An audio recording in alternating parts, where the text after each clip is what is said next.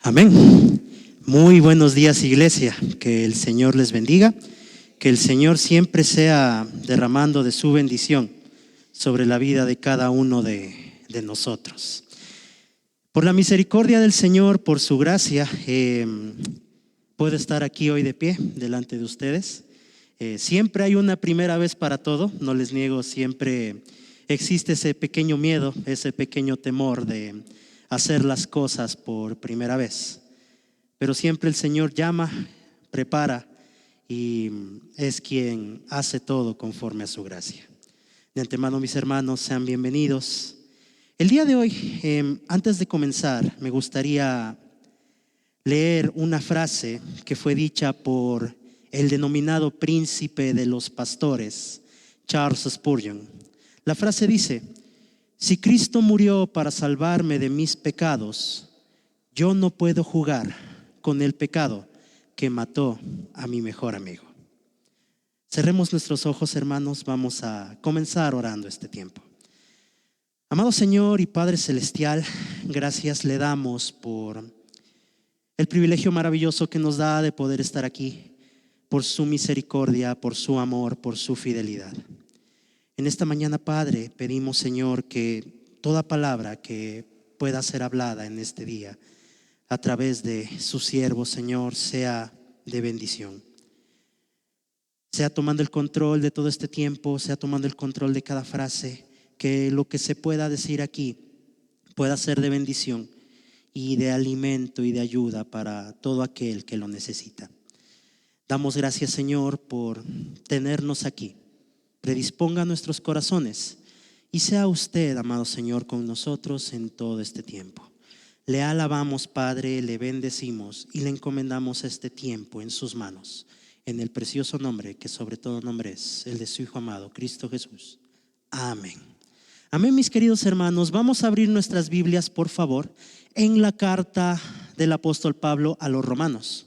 Vamos a comenzar leyendo el capítulo 6, ya lo habíamos leído en el tiempo de alabanza, en el tiempo de adoración. Habíamos leído una pequeña parte y vamos a ir desglosándolo poco a poco. El tema de este sermón, yo lo había puesto como sin licencia para pecar. A veces es un tema un poquito ambiguo, es un tema que resulta muchas veces contradictorio si lo escuchamos. ¿Cómo un cristiano tendría licencia para pecar? Si se supone que muchas veces existe la creencia de que los cristianos no pecan.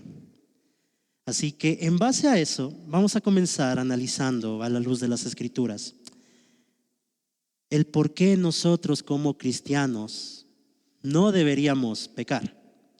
Se nos ha dicho, sí, somos cristianos, debemos llevar una vida conforme a su voluntad, conforme a su misericordia, conforme a lo que Él quiere.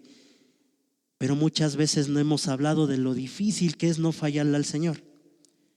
Si yo les preguntase en este momento, ¿quién en esta semana no le falló al Señor? Levante la mano, estoy más que seguro que nadie la levantaría. Todos le fallamos al Señor en palabra, en obra o en acción. Así que vamos a comenzar. La carta de los Romanos es una carta de las más importantes en el Nuevo Testamento. Esta carta fue escrita en un contexto en el cual el apóstol Pablo estableció básicamente toda la doctrina centrada en Jesucristo. Pablo en su carta a los Romanos expresa aspectos doctrinales que la iglesia primitiva no lo comprendía. Y si nos vamos a nuestro contexto, muchas personas o muchos de nosotros aún tampoco no comprendemos el aspecto doctrinal. Básicamente el interés de Pablo era mostrar que la iglesia era un único cuerpo en Cristo Jesús. También básicamente Pablo buscaba explicar que nuestra salvación viene por gracia. En muchas ocasiones hemos escuchado decir que entre más obras haga yo, obras buenas, más méritos o más situaciones las voy a ganar en el reino de los cielos, obviando por completo que nuestra salvación, como lo acabé de mencionar, viene por gracia. Nosotros no podemos hacer nada para ser salvos. O pregunto aquí, ¿quién de nosotros puede hacer algún mérito para decir yo puedo ser salvo por mis propios méritos? Creo que nadie, en verdad. Con eso vamos a leer lo que dice Romanos 6:1. ¿Qué pues diremos? ¿Perseveraremos en el pecado para que la gracia abunde? Me salto al 2. En ninguna manera. Porque los que hemos muerto al pecado, ¿cómo viviremos aún por medio de él? El solo hecho de que nosotros en muchas ocasiones sigamos en el mismo pecado el cual el Señor nos libertó, hace que muchas veces demos a comprender que el sacrificio de Jesucristo no fue válido en nuestras vidas. Es parte de la naturaleza del hombre pecar y pecar y pecar. Y ojo, que quiero que entendamos, queridos hermanos, que el hecho de poder ser cristianos no nos exime o no hace que dejemos de pecar a lo largo de nuestra vida.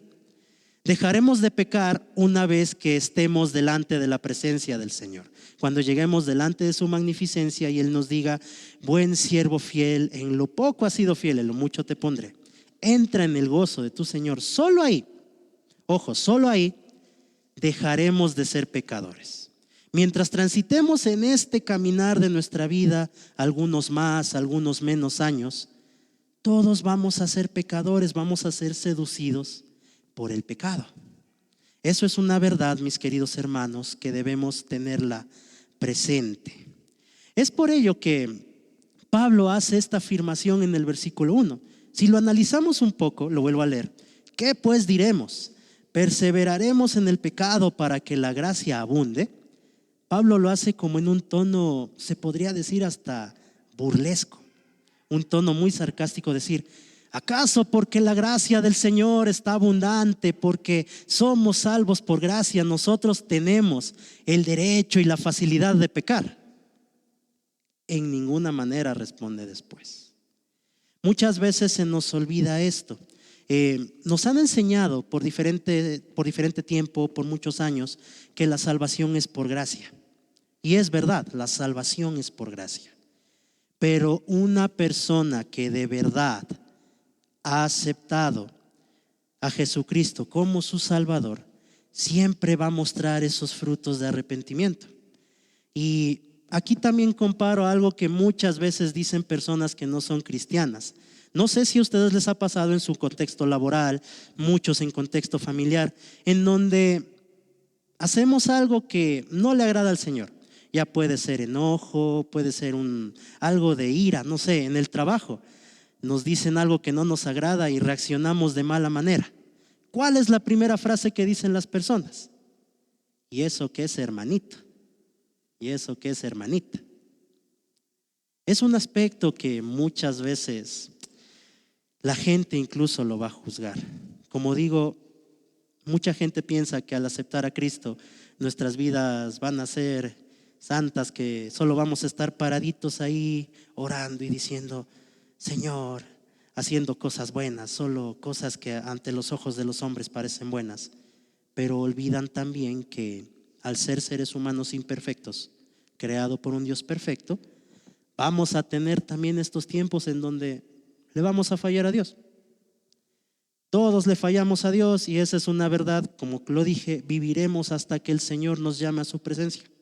Solo allí ya no dejaremos de fallarle al Señor, y eso por su gracia y no porque nosotros lo merezcamos. En este caso, el principal punto de Pablo es que los creyentes que han aceptado de forma verdadera al Señor están libres de todo dominio de las garras del pecado. Esto se afirma en el versículo 2, en donde dice: en ninguna manera. Aquí vamos a entrar un poquito más en este punto. Básicamente, Jesús, por medio de su sacrificio, muerte y resurrección, nos dio libertad, ¿verdad? ¿Pero de qué nos dio libertad? Nos dio libertad del pecado.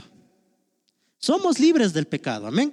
Si nosotros aceptamos a Cristo, somos libres de las garras del pecado. Pero eso no nos exime que en algún momento de nuestra vida nosotros volvamos a caer. Ahora, aceptar a Cristo conlleva, como les mencioné, que nosotros estamos lejos del pecado. No obstante, debemos comprender que nosotros somos seres imperfectos. ¿Qué significa la palabra imperfecto? Por etimología, algo que no es perfecto. Y si algo no es perfecto, ¿qué va a pasar? Va a tener fallas, va a tener falencias, en algún momento va a sufrir alguna descompostura y va a tener que ser reparado. Por eso nosotros nos asemejamos a eso, somos seres imperfectos. En algún punto de nuestra vida vamos a fallarle al Señor. Esa es una verdad con la que debemos vivir siempre. En algún momento de nuestra vida vamos a fallarle al Señor, ya sea ante nuestros ojos algo pequeño, algo mediano, algo grande. Aquí viene el hecho de muchas personas lo que dicen las famosas mentiras blancas. Es que hice esta mentirita, pero no le afectó a nadie. Mentira sigue siendo mentira, pecado sigue siendo pecado. Tal vez decimos, es que yo no soy como esos asesinos que matan 10, 20, 30 personas. Pero el solo hecho de que cuando yo compro algo y me dan de más el vuelto y no lo devuelvo, me hace ser el mismo pecador que la persona que mata 10, 20, 30 personas. Pecado es pecado, queridos hermanos. Claro está que por la gracia del Señor, por su misericordia, nuestra maldad es reprimida por su gracia. Y es por ello que nosotros no llegamos a ser tan malos como deberíamos ser. ¿Quién de aquí no se ha asombrado viendo las noticias, tanto de nuestro país como de otros lugares del mundo, en donde se ven matanzas, donde se ven masacres, donde se ven un montón de maldades? Y nos sorprendemos, ¿verdad? Nos asombramos. Pero si no fuera por la gracia del Señor, nosotros pudiéramos ser iguales o peores a esas personas que no han tenido el privilegio de conocer al Señor. Debemos entender eso, pecado es pecado y siempre le vamos a fallar al Señor. Amén. Nuestra naturaleza humana, esta naturaleza que tenemos desde que nacemos y se desarrolla aún más cuando tenemos ya nuestro uso de conciencia, hace siempre que busquemos lo malo delante de los ojos de Dios. Pablo menciona esto en Romanos capítulo 7, del 17 al 20. Vamos a irnos a esta cita, Romanos capítulo 7, versículos del 17 al 20. Les voy a leer brevemente. De manera que ya no soy yo quien hace aquello, sino el pecado que mora en mí. Y yo sé que en mí, esto es, en mi carne, no mora el bien, porque el querer el bien está en mí, pero no hacerlo. Porque no hago el bien que quiero, sino el mal que no quiero, eso hago. Y si hago lo que no quiero, ya no lo hago yo, sino el pecado que mora en mí. Como habíamos dicho, aceptar a Cristo conlleva que nuestras vidas están libres del pecado, ¿verdad? Estamos libres del pecado, somos libres del pecado. No obstante, eso no hace que el pecado no se manifieste en nuestras vidas. Incluso Pablo, siendo Pablo, todos conocemos la historia de Pablo, ¿verdad? Saulo, siendo perseguidor de cristianos, vio al Señor Jesucristo, fue convertido en Pablo. Gracias a él tenemos el Evangelio. Él fue quien fue usado por el Señor para poder expandirse. Nosotros diríamos, o la gente diría en ese tiempo, es Pablo. Pablo no ha de pecar. Pablo no ha de tener errores. O como dicen comúnmente las personas que no conocen al Señor, por poco y suda agua bendita. La gente podría haber dicho eso de Pablo. Y nosotros también podríamos haber dicho eso por todo lo que conocemos de Pablo. Pero el mismo Pablo menciona que aún él, siendo utilizado y en gran manera por el Señor, hay que mencionarlo, él también padecía de esto. Padecía de su humanidad. Padecía de la maldad que él menciona, el pecado que moraba en él. Lo que no quiero hacerlo, termino haciendo. Y es muchas veces lo que a nosotros nos pasa. Tenemos el conocimiento del Señor. Conocemos todo lo que Él es, lo que nos ha dado, la resurrección de Jesucristo. Conocemos todo. Pero hay muchas ocasiones en las que terminamos haciendo justo lo que no queríamos hacer. A veces somos como niños pequeños. Bueno, trabajar con niños pequeños es un poquito, a veces gracioso, a veces un poquito difícil, pero se da a entender el hecho de que a veces somos como niños. Uno como maestro le dice, por ejemplo, Rafaela, bájate de ahí, te vas a caer. ¿Qué es lo primero que hace Rafaela? Se sube y se termina cayendo. ¿Y a quién culpa a Rafaela? Culpa al maestro porque le dijo que no le hizo que se baje. Nosotros somos lo mismo. El Señor nos dice a través de su palabra lo que podemos hacer y lo que no podemos hacer. Y terminamos haciendo muchas veces lo contrario a lo que está aquí. ¿Y a quién es el primero al que culpamos cuando nos pasa algo? Señor, ¿por qué permites que me pase esto? Cuando nosotros hicimos lo contrario a lo que está en su palabra. Entonces, debemos comprender que la naturaleza humana, nuestra naturaleza, siempre va a querer buscar hacer lo incorrecto ante los ojos del Señor. Es importante mencionar que aquí Pablo no solo habla de la caída ocasional de un creyente, porque todos estamos propensos a caer alguna vez en nuestra vida, como ya lo mencionamos, sino que aquí Pablo hace un énfasis, y ojo, esto es muy importante, hace un énfasis de cuando el cristiano, a pesar de conocer que el pecado desagrada al Señor, lo comete de forma deliberada. Hay casos en los que somos cristianos, conocemos cuál es la paga del pecado, como dice su palabra, la paga del pecado es la muerte, pero aún así seguimos pecando. Se han visto casos, gente que llega a la iglesia, el típico arrepentimiento, le suelo decir yo, llega, Dios, ayúdame por favor a dejar de beber porque me siento mal y todo. Eso es un sábado en la mañana. Al siguiente viernes, ¿qué hace esta persona? Va de nuevo, se emborracha y se vuelve todo un ciclo. A estas personas de aquí, esas las que hace referencia Pablo, a las personas que a pesar que conocen la palabra del Señor y siguen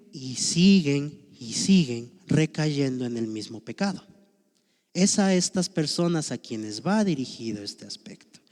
Como les menciono y vuelvo a reiterar, nosotros como cristianos siempre vamos a estar expuestos al pecado. Y el que no esté expuesto al pecado, levante la mano para hacerle una estatua y ponerla justo acá al frente para que sea ejemplo ante la iglesia. Creo que nadie de los que estamos aquí puede decir que no esté expuesto al pecado y no está expuesto a la tentación. Amén. El pecar deliberadamente se puede entender como la forma de vida habitual de una persona que no tiene temor de Dios en su vida. Es lo que hablábamos hace unos momentos. Nosotros nos asombramos de las personas que, como se dice comúnmente, salen a matar. Nos asombramos, mucha gente, hay que decirlo, la maldad se ha multiplicado, la maldad lamentablemente en nuestra tierra se ha expandido y tranquilamente una persona puede salir y no regresar. ¿Por qué? Porque a un loco, a una loca le dio la gana de pegarle un disparo y matarlo. Esa es la forma de vida de estas personas, pecar deliberadamente. ¿Esto por qué es? Porque no conocen al Señor, no conocen verdaderamente al Señor que da la salvación. Esto hace, mis queridos hermanos, entonces, y ojo, que el creyente no tenga ninguna excusa para vivir en el pecado de forma deliberada. Si nosotros aceptamos al Señor, es como se suele, es como se suele llamar algo de términos y condiciones. Los que trabajan realizando contrataciones, vendiendo servicios, van a conocer un poco más del tema. Cuando yo quiero comprar algo, qué sé yo, un préstamo o una casa, a mí me muestran un contrato. En el contrato está establecido, qué sé yo, debe pagar tanto a tal fecha o si no se le decomisará el carro, cosas así. A la final yo leo ese contrato y si a mí me conviene, entre comillas, lo firmo o no. Yo no puedo firmar algo en lo que no estoy de acuerdo. Nadie me obliga a mí a firmar algo en lo que yo no estoy de acuerdo. Pero si yo ya acepto ese contrato, debo entender que debo regirme a ese contrato. Básicamente, esa es una pequeña analogía de la vida cristiana. Yo acepto a Cristo, genial. Qué bonito, acepté a Cristo, soy salvo, la vida va a cambiar, ahora va a ser todo más bonito. Pero el aceptar a Cristo no solo conlleva eso. El aceptar a Cristo conlleva seguir su palabra, sus mandamientos y todo lo que Él ya escribió aquí. Sería justo, hablando tal vez en términos humanos, que yo pueda disfrutar de algo y yo no poner algo a cambio. Por ejemplo, algo que sea muy costoso. Qué sé yo, un carro de $350,000 y que me dijeran, toma, maneja. Y yo manejando y todo y no cuido el auto, le paso por caminos que están hechos solo tierra, en baches, todo eso. ¿Sería justo que yo haga eso con ese vehículo tal vez? Tal vez a mí no me costó y me lo dieron, pero hubo alguien a quien sí le costó. Y lo mismo pasa con nuestra salvación. La salvación es por gracia, es verdad, pero hubo alguien que pagó por eso. ¿Quién fue el que pagó por eso? Cristo Jesús al morir en la cruz. Entonces, si nuestra salvación tiene un costo, ¿por qué muchas veces nosotros no hacemos algo para que, obviamente no es meritorio, ¿no? Pero por lo menos hacer algo para que esto sea meritorio? Y seguimos en una vida que desagrada al Señor. Suena difícil, suena duro. De hecho, cuando estuve preparando este pequeño mensaje, también salí confrontado. Dice que en primer lugar, quien hace el mensaje debe salir confrontado, y salí bastante confrontado, porque muchas veces se nos olvida eso. Se nos olvida que si bien la salvación es por gracia, hubo alguien que pagó por esa salvación. Y lo menos que podemos hacer es vivir una vida que sea agradable ante los ojos de quien nos da la salvación. Ahora, vamos a continuar en este caso en los versículos del 5 al 10. Pablo resalta que hemos sido bautizados en Cristo Jesús. Esto implica directamente que al acceder a Cristo Jesús como nuestro Salvador, pasamos a formar uno con Él. Para lo cual les voy a pedir, hermanos, que podamos abrir nuestras Biblias en la carta a los Gálatas, capítulo 2, versículo 20. Es un versículo que nosotros no sabemos de memoria algunos.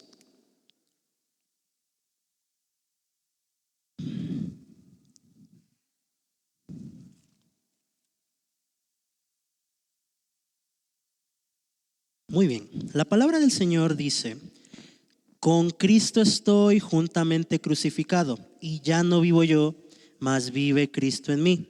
Y lo que ahora vivo en la carne, lo vivo en la fe del Hijo de Dios, el cual me amó y se entregó a sí mismo por mí. ¿Qué significa estar crucificado con Cristo?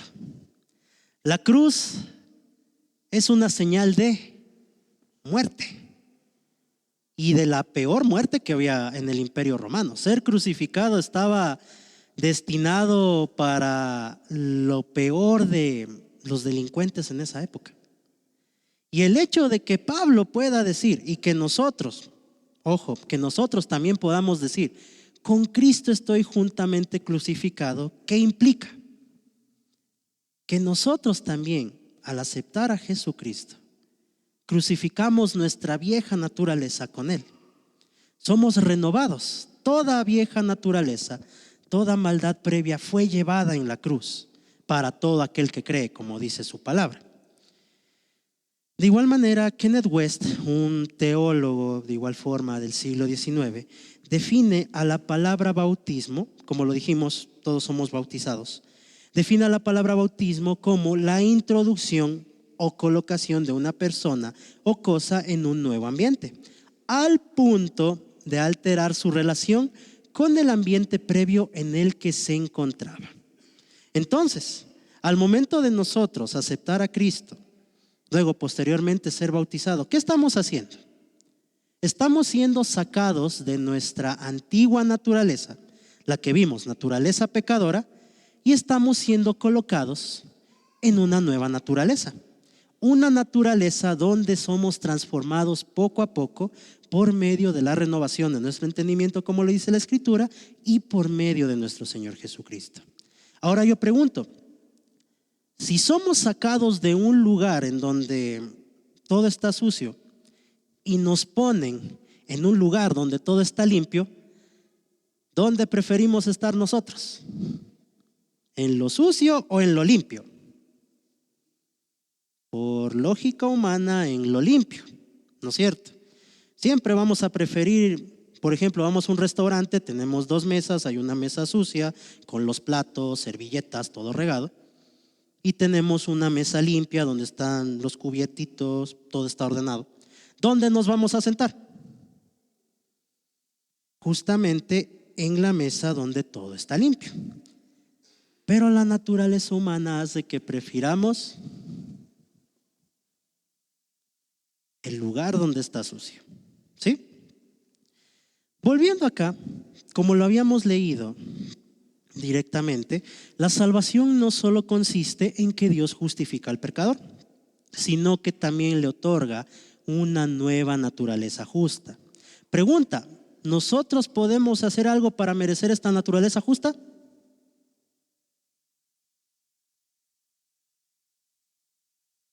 ¿Hemos hecho algo para merecer ser llamados justos? Creo que no, ¿verdad? Nadie puede ser llamado justo por sus obras o por lo que pueda hacer. Es pura gracia.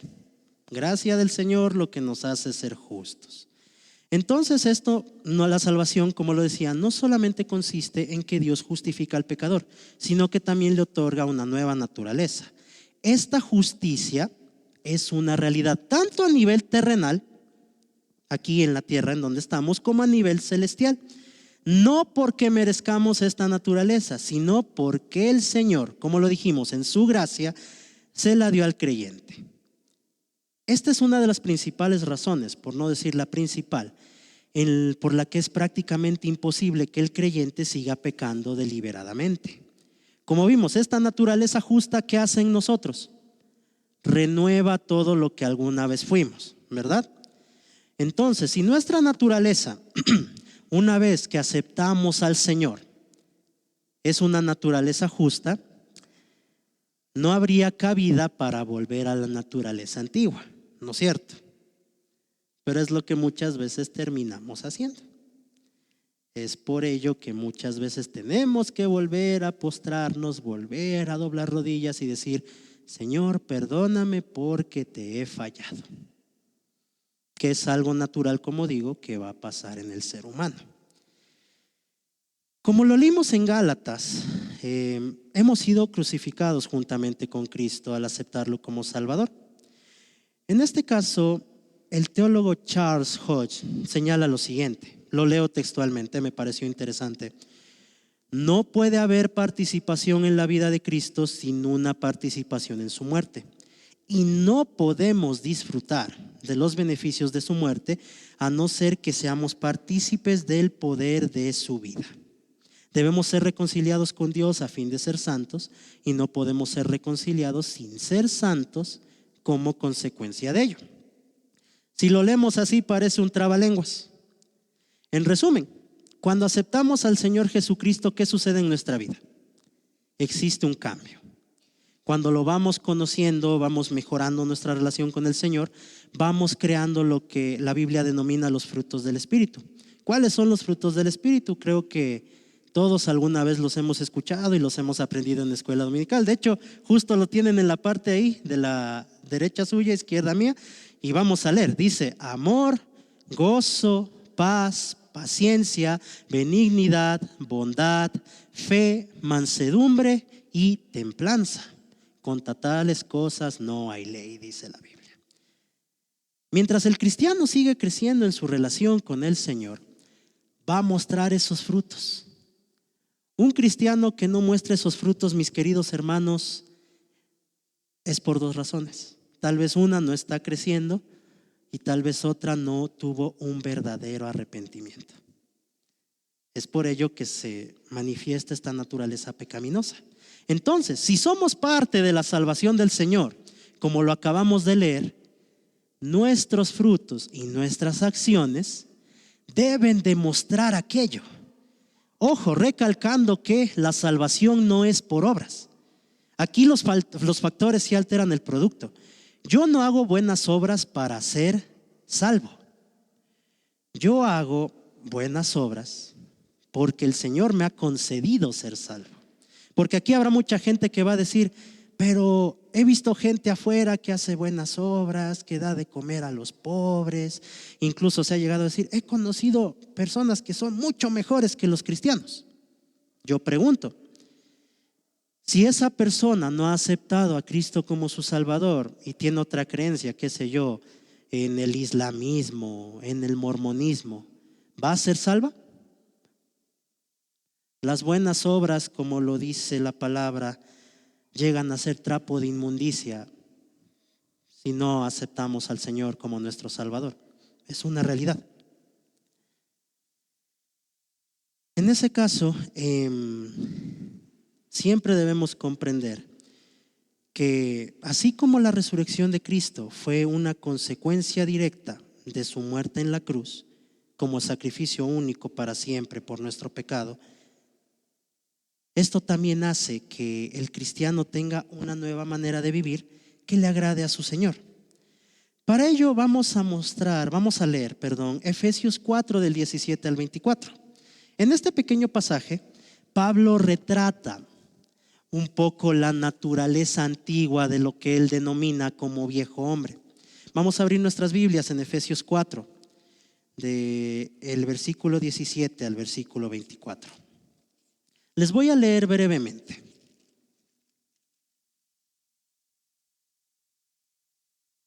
Esto pues digo y requiero en el Señor, que ya no andéis como los otros gentiles que andan en la vanidad de su mente, teniendo el entendimiento entenebrecido, ajenos de la vida de Dios por la ignorancia que en ellos hay, por la dureza de su corazón, los cuales después que perdieron toda sensibilidad, se entregaron a la lascivia para cometer con avidez toda clase de impureza. Mas vosotros no habéis aprendido así a Cristo. Me salto también al 21. Si en verdad le habéis oído y habéis sido por él enseñados, conforme a la verdad que está en Jesús. Y finalmente termino con el 22. En cuanto a la pasada manera de vivir, despojaos del viejo hombre que está viciado conforme a los deseos engañosos, y renovaos en el espíritu de vuestra mente, y vestíos del nuevo hombre creado según Dios, en la justicia y santidad de la verdad. Entonces, como podemos ver a la luz de las Escrituras, cuando una persona llega a los caminos del Señor, ¿qué es lo primero que hace? Despojarse del viejo hombre. ¿Qué es el viejo hombre? Como lo vimos al inicio, es la naturaleza que tiene el ser humano para hacer lo incorrecto, hacer lo malo delante de los ojos del Señor. Es el primer paso al momento de yo aceptar a Jesucristo como Salvador. Ojo, que la Biblia no dice que eso vaya a ser fácil, porque como también lo mencionamos, nosotros somos seres imperfectos, y nuestra imperfección, nuestra depravación, siempre va a querer buscar la maldad, va a querer buscar hacer lo incorrecto ante los ojos del Señor. Este viejo hombre, como lo mencionamos, desaparece una vez que por la gracia del Señor aceptamos su salvación por medio de Cristo. También vamos a abrir nuestras Biblias en Colosenses capítulo 3, versículos del 9 al 10.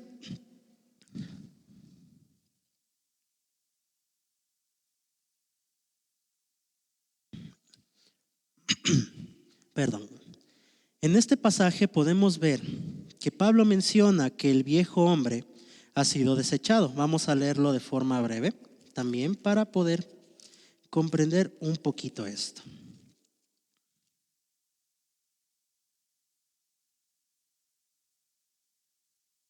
La palabra del Señor dice en Colosenses 3, 9 y 10: no mintáis los unos a los otros, habiéndoos despojado del viejo hombre con sus hechos y revestido de nuevo, el cual conforme a la imagen del que lo creó se va renovando hasta el conocimiento pleno.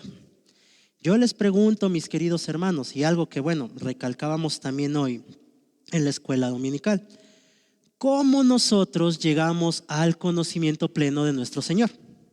¿A través de qué? A través del estudio de la palabra del Señor. Siempre a través del estudio de la palabra del Señor nosotros es cómo llegamos a conocer más al Señor. Si a mí me interesa algo, ¿qué es lo que hago? Buscar información hasta poder saciar lo que sería mi necesidad de conocerlo. Lo mismo pasa con el Señor. Todo lo que el Señor puede hablarnos y decirnos está justo aquí. No tenemos otro lugar en donde buscar. Todo está aquí escrito. Muchas veces la gente dice: ojalá la vida hubiera venido con un manual de instrucciones, cuando el manual de instrucciones ya se encuentra justo aquí. Cuando este conocimiento pleno sea profundo, y yo les pregunto aquí, hermanos, ¿cuándo nosotros tendremos el conocimiento pleno, total de lo que es el Señor? ¿En esta vida terrenal? Posiblemente nunca, porque cada día iremos conociendo más y más y más y más del Señor. ¿Cuándo tendremos conocimiento pleno de Él? Cuando estemos delante de su presencia. Solo ahí podremos decir: ya conocí al Señor. Pero de lo contrario, hasta que el Señor nos tenga aquí en este lugar, en este aspecto terrenal, debemos seguirlo conociendo. Es decir, si bien somos nuevas criaturas, y vuelvo a recargar, somos nuevas criaturas en Cristo Jesús, ¿verdad? Eso dice la Escritura. Esto no nos hace libres de caer en el pecado. Sí, somos nuevas criaturas, obviamente, pero esto no nos hace libres de volver a fallarle al Señor. Somos seres imperfectos, amados por un Dios perfecto. Nuestra depravación siempre va a estar presente en nuestra vida. No obstante, es la gracia del Señor, como lo dije al inicio, quien frena nuestro impulso de pecar y nos hace, no sé si mencionarlo, nos hace menos malos que lo que pudiéramos ser.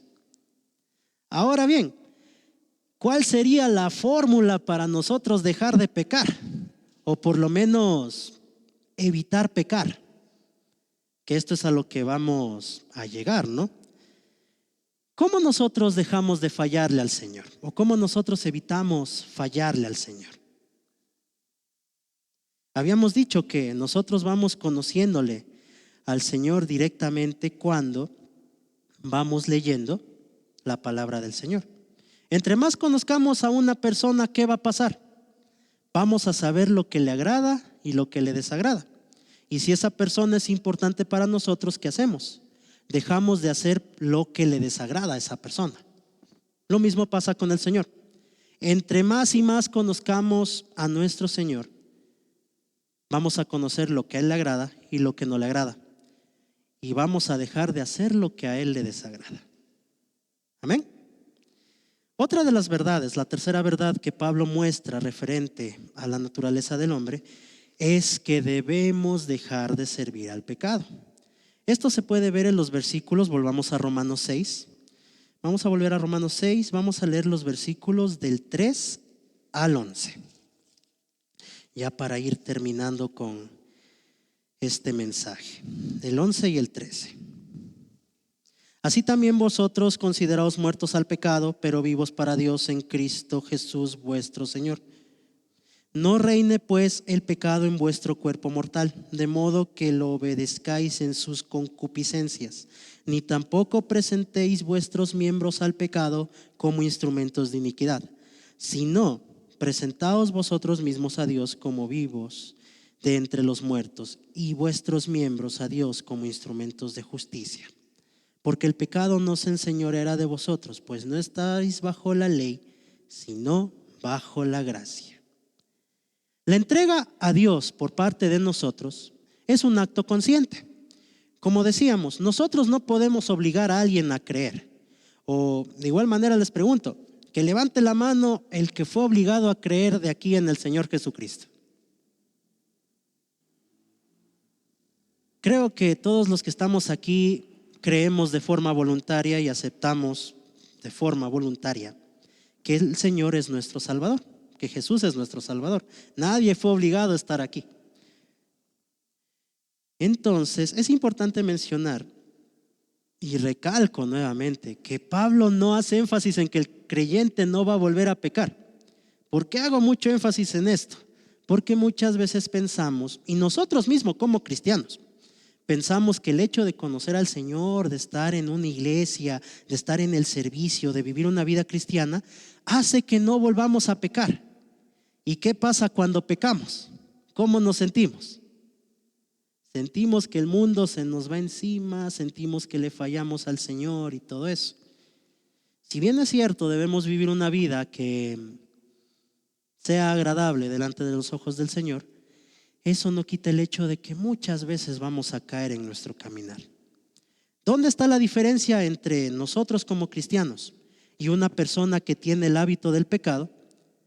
Es que nosotros vamos a reconocer ese pecado, vamos a pedir perdón, nos vamos a arrepentir y vamos a dejar de hacerlo, porque al Señor no le agrada eso.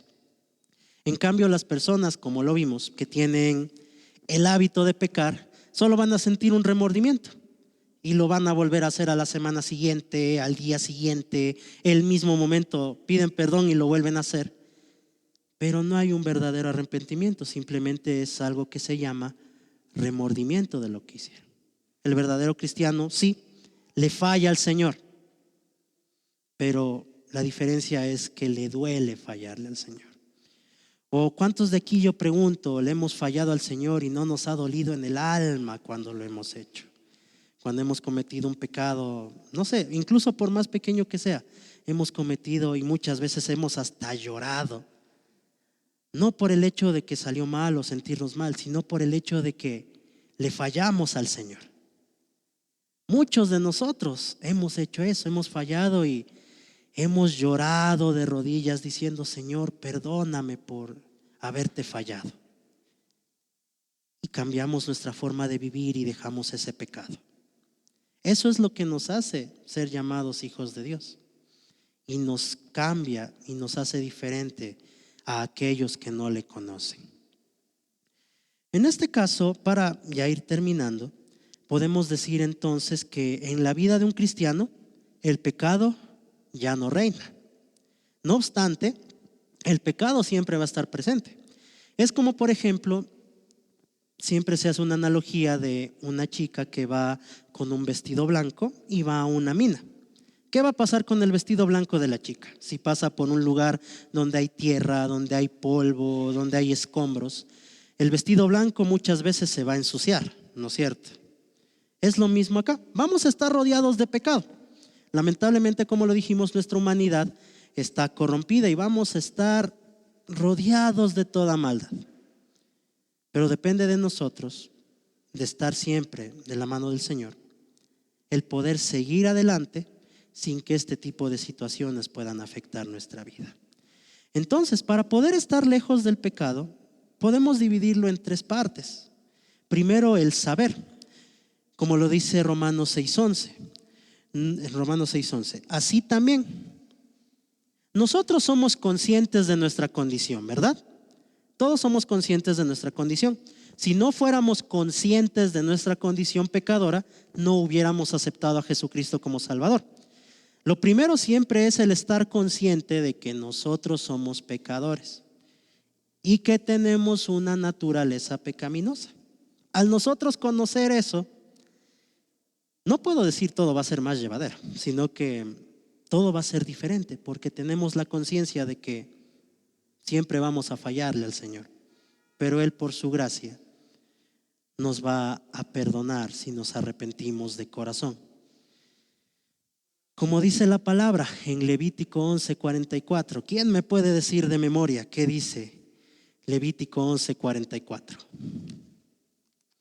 Vamos a abrirlo también, vamos a leerlo.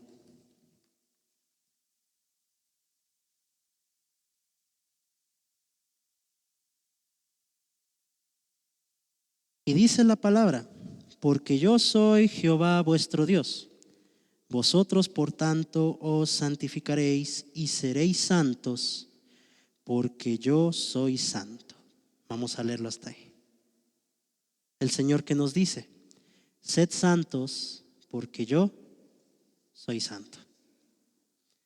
Ese debe ser el principal anhelo de nuestros corazones, ser como nuestro Señor. Va a resultar difícil, pero si el Señor nos dice que seamos santos, debemos tratar siempre de poder hacerlo. El cristiano, para poder vivir una vida en santidad, debe entender a la luz de la palabra que no es un pecador remodelado. No es como que yo tomo esto, simplemente si esto estuviera dañado,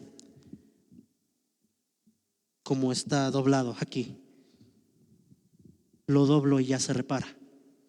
A la larga, ¿qué va a pasar con esto otra vez si yo aplico fuerza? Se va a dañar. Nosotros no somos pecadores remodelados, somos una nueva criatura por medio de la sangre de Jesús. Somos nuevos, somos renovados. Si bien es cierto, vamos a fallarle al Señor, eso no hace que seamos considerados pecadores. Si bien es cierto, la palabra dice, por cuanto todos pecaron y están destituidos de la gloria de Dios, también dice, mas Dios muestra su amor para con nosotros, en que siendo aún pecadores, Cristo murió por nosotros. Debemos también considerar nuestra naturaleza, lo que comúnmente llamamos nosotros el corazón. ¿Cómo está nuestro corazón en estos momentos? No me responda. Cada uno de nosotros tenemos cargas, tenemos situaciones, tenemos afecciones, tenemos sentimientos. Solo Dios y cada uno de nosotros conoce nuestro propio corazón. También dice la palabra, de la abundancia del corazón habla la boca. Pero nosotros debemos conocer cómo está nuestro corazón. Y eso es algo que ya se hace personalmente con el Señor. Porque muchas veces por fuera nosotros podemos mostrar una imagen de grandes personas, grandes cristianos, grandes filántropos, cuando por dentro estamos vacíos, estamos destrozados, estamos conscientes de que quizás hay algo en lo que siempre le fallamos al Señor. Nadie sabe lo de nadie, como dice un dicho, solo el Señor conoce nuestros corazones. Y un aspecto importante que se debe hacer es considerar nuestra naturaleza. Y muchas veces nosotros olvidamos nuestra naturaleza, la nueva naturaleza que adquirimos al aceptar a Jesucristo como Salvador, por la batalla diaria con el pecado. Como lo habíamos dicho, cuando aceptamos al Señor Jesucristo, ¿qué pasa con nuestra vieja naturaleza? Se va y tenemos una nueva naturaleza. Pero muchas veces el batallar con el pecado día tras día, tras día, tras día, hace que nos cuestionemos esa naturaleza. Eso creo que nos ha pasado a todos. Decimos, si soy salvo, ¿por qué sigo pecando? ¿Por qué me cuesta no fallarle al Señor? Y muchas veces esas dudas hacen que el enemigo penetre ahí y fallemos aún más de lo que ya le estamos haciendo. Por eso es importante conocer y considerar algo que se llama nuestra identidad en Cristo. ¿Cómo nos llama Dios al momento de aceptar a Jesucristo como Salvador? Nos llama hijos. Nosotros somos hijos del Señor. Nunca nos olvidemos de eso. Y muchos dicen somos hijos y solo aprovechan lo bueno, ¿no? A un hijo se le bendice, que es próspero, que puede ser así, como no puede ser así. Pero el hecho de ser llamado hijo de Dios radica en que si yo llego a fallar, radica en que si yo alguna vez soy atacado, tengo un Padre que va a defenderme. El ser llamado hijo de Dios radica en el hecho de que a pesar de que yo le falle al Señor, Él siempre va a estar con los brazos abiertos para perdonarme. O díganme ustedes de aquí, los que son padres, los que son madres, cuando un hijo les falla, ¿quién no ha perdonado a un hijo? Si nosotros, siendo humanos, siendo imperfectos, perdonamos a nuestros hijos, ¿cuánto más nuestro Padre que está en los cielos va a perdonarnos cada vez que nos acerquemos delante de Él a pedirle perdón? ¿Y cómo pedimos ese perdón? Presentando nuestras fallas delante de Él. Sé que a veces nos dará miedo, sé que a veces nos dará vergüenza porque siempre fallamos, pero como digo y como se mencionó a lo largo de todo esto, el Señor siempre va a estar ahí. Les invito a que puedan cerrar sus ojos por un momento, queridos hermanos. Como lo mencioné, muchas veces nosotros estamos con cargas, con situaciones que al final siempre suceden. Hay que ser muy honestos, hay que ser muy objetivos. El ser humano va a pecar por naturaleza. Nuestra humanidad siempre va a buscar el pecado, va a buscar algo que nos haga sentir bien. Pero el Señor, en su fidelidad y soberanía, siempre va a estar allí para perdonar. ¿Sí? No tenemos licencia para pecar, no tenemos licencia para fallarle al Señor, pero lo vamos a terminar haciendo en algún momento de nuestra vida. ¿Cuál es el mensaje? A pesar de las fallas y el pecado que puede haber en nosotros, el Señor siempre va a estar con los brazos abiertos, dispuesto a perdonar cada una de nuestras iniquidades y hacernos una nueva criatura y restaurar nuestras vidas. Amado Señor y Padre Celestial, damos gracias por su palabra en esta mañana. Reconocemos que sí, somos pecadores, que muchas veces le hemos fallado y que aún conociendo de su nombre, conociendo de su salvación, seguimos y seguimos y seguimos cayendo.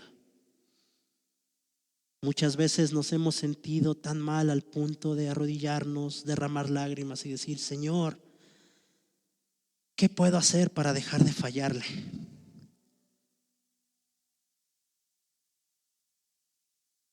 Solo podemos dar gracias porque su misericordia es lo que nos ha tenido hasta aquí. Y gracias porque a pesar de que fallamos día tras día, su amor y su gracia nos da de su perdón. Ayúdanos a poder vivir de tal forma que nuestras vidas sean agradables delante de su presencia. Solo usted conoce nuestros corazones, solo usted conoce lo que hay dentro. Y solo usted puede derramar de su perdón. Gracias por esta mañana, gracias por su palabra. Y pedimos, Señor, que siempre usted con amor y con misericordia sea exhortándonos a ser mejores, exhortándonos a vivir una vida santa, como dice su palabra: sed santos, porque yo soy santo. Gracias, Padre, por su perdón. Y gracias, Padre, por permitirnos estar aquí. Te pedimos todo esto en el nombre de su Hijo amado, Cristo Jesús. Amén. Amén, hermanos, que el Señor siempre sea ayudándonos a ser mejores cada día. Que el Señor les bendiga, queridos hermanos. Sepan disculpar tal vez si salió alguna palabra incorrecta, algún aspecto incorrecto en algo que pude decir. Pero siempre el Señor nos va guiando por medio de su palabra. Que el Señor les bendiga en esta hora.